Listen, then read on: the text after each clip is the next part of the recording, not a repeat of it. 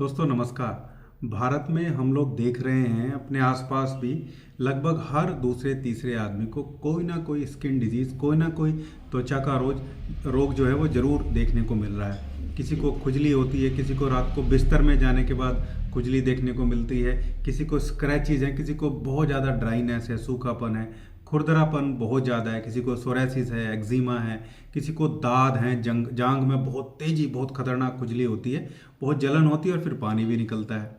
ऐसी बहुत सारी समस्या हजारों लाखों करोड़ों लोग इस देश में जूझ रहे हैं। 10 सालों से बहुत सारी दवाइयाँ लेते लेते वो परेशान आ गए।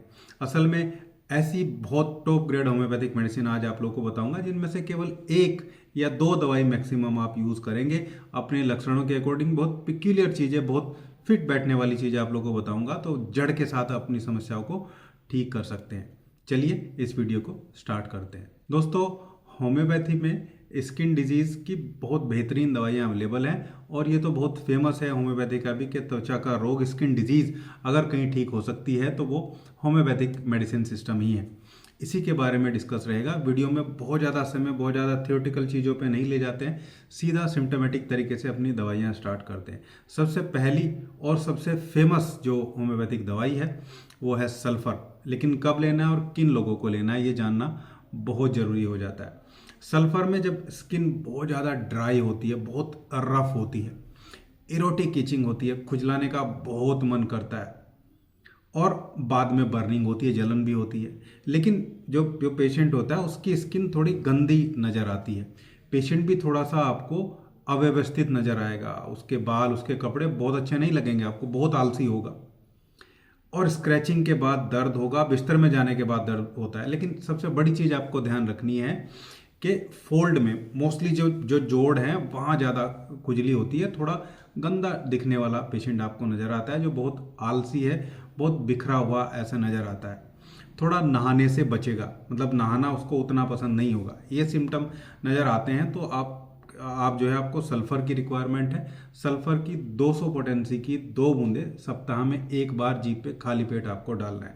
ये पिक्युलर सिम्टम मिलते हैं, आप देखेंगे बहुत तेज़ी के साथ की समस्या जो है वो ठीक होनी स्टार्ट हो जाएगी। बहुत पुरानी समस्या आपको नज़र नहीं आती है तो आप 30 पोटेंसी भी दिन में एक बार, लेकिन लेना दिन में एक बार ही है 30 को भी, ऐसा नहीं कि उसको 2-3 बार लेंगे। बाकी 200 पोटेंसी सप्ताह में एक बार, ये बढ़िया डोज इसकी रहती है जब ये चीज़ें मैच होती है। इसके बाद दूसरी जो इम्पोर्टेंट रेमेडी हमारी आती है स्किन की प्रॉब्लम के लिए वो है आर्सेनिक एल्बम। इसमें भी जलन है, ये भी बर्निंग की बहुत खास दवाई है। बर्निंग के लिए बता रहा हूँ, पहले जो पिक्युलर सिम्टम हमने लिया है इसमें भी स्किन बहुत ज़्यादा ड्राई देखने को मिलेगी, लेकिन गर्मी से उसको राहत मिलेगी। उसको गर्मी से उसकी बेड पे जाते ही उसकी चीज़ें खराब होनी स्टार्ट हो जाती है। इसको वैसी स्थिति नहीं होगी, थोड़ा एंग्जियस पर्सन होगा और रात को बोलूँगा अर्ली मॉर्निंग में सिम्टम बहुत ख़राब हो जाते हैं इसके, तड़क में जैसे बोलते हैं ना, सुबह सुबह बहुत स्थिति ख़राब हो जाती है। एक और चीज़ आपको बताऊँगा, ये वो अव्यवस्थित पर्सन है, ये व्यवस्थित है। हर चीज़ को क्रम में, हर चीज़ को सीक्वेंस में इसको चाहिए। बहुत अच्छा मेंटल सिम्टम है आर्सेनिक एल्बम। इसकी भी 30 पोटेंसी की 2 बूंदे सुबह, 2 बूंदे शाम को, दिन में 2 बार, नहीं तो 200 पोटेंसी आप इसकी सप्ताह में 2 बार ले सकते हैं। तीसरी जो बहुत खास इंपॉर्टेंट दवाई है वो है सोराइनम। सोराइनम भी लगभग उसी लिगेसी की दवाई है जो सल्फ़र वाली लिगेसी को फॉलो करती है, लेकिन इसमें पेशेंट की जो स्किन है उसके जो पानी उससे डिस्चार्ज होता है उससे बदबू ज़्यादा आती है। स्मेल बहुत फेल्दी टाइप की, फाउल टाइप की स्मेल देखने को मिलती है। बहुत क्रोनिक इचिंग, बहुत खतरनाक इचिंग होती है जो इंटेंसिव रहती है। जैसे सल्फर वाले को दिन भर चलती रहेगी, इसको केवल रात को होगी और बहुत भयानक खुजली होगी। बेड में जाते इसकी भी बढ़ेगी सल्फर की तरह, लेकिन ये आप देखेंगे कि ये ग्रीसी टाइप की चिपचिपी स्किन है और उसमें से स्मेल है, फैल्दी खराब स्मेल देखने को मिलती है और बहुत पेशेंट भी बहुत गंदा होगा। ये भी दिखने में बहुत क्लीन पेशेंट आपको नज़र नहीं आएगा। सोराइसिस और एक्जिमा, रिकरेंट बार बार होने वाली, इसमें बहुत बढ़िया काम करती है सोराइनम। इसको भी आपको 200 पोटेंसी को सप्ताह में या 10 दिन में, 10-15 दिन में, 7 से लेकर 15 दिन में एक बार, इससे ज़्यादा इसको रिपीट करने की ज़रूरत नहीं पड़ती है। आराम होता है तो फिर डोज को रिपीट करते हैं या 1000 में ले लेते हैं उसके बाद और फिर बंद कर देते हैं, लेकिन बार बार इसको रिपीट नहीं करना चाहिए। फोर्थ जो रेमेडी है, चौथी जो इम्पोर्टेंट रेमेडी है वो है ग्रेफाइटिस। ग्रेफाइटिस में स्किन में ड्राई और हार्ड तो होती है, लेकिन इसमें क्रैक होते हैं, दरार इसमें पड़ी रहती है स्किन में। शहद जैसा चिपचिपा पदार्थ जो है वो निकलता है, जिसमें बाद में क्रिस्टल जैसे दानेदार चीज़ें भी बन जाती है। कान के पीछे बहुत प्रॉब्लम ऐसे लोगों को रहती है।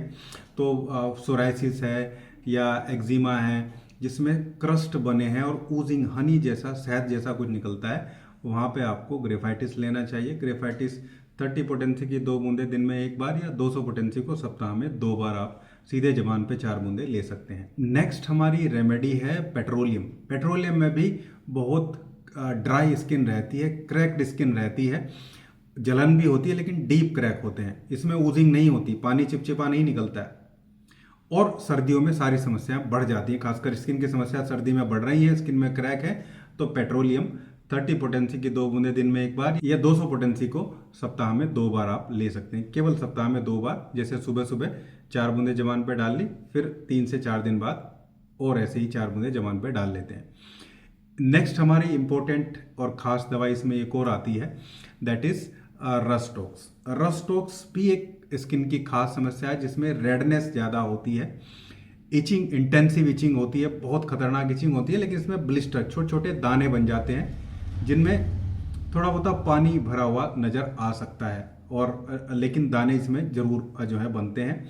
और गर्म एप्लीकेशन से, गर्म पानी से जैसे नहाने से उसको खुजली में शांति मिलेगी, लेकिन अगर ठंडे पानी से नहाएगा तो खुजली ज़्यादा बढ़ सकती है। भीगने के बाद उसको खुजली, बारिश में भीगने के बाद या नहाने के बाद खुजली अक्सर बढ़ जाती है, तो रस्टॉक्स लेना होता है। 30 पोटेंसी की 2 बूंदे, इसको दिन में 2 बार लीजिए आप, लगातार कुछ दिन तक लीजिए, आप देखेंगे ऐसी सभी स्थिति में आपको बहुत जल्दी रिलीफ लगना स्टार्ट हो जाएगा। लास्ट हमारी जो रेमेडी है इसमें, दैट इज मेजेरियम। मेजेरियम में भी जो है वो थिक क्रस्ट देखने को मिलते हैं, लेकिन इसमें पस रहता है, चिपचिपा पदार्थ है और पस यानी कि मवाद जैसा भरा हुआ लगता है।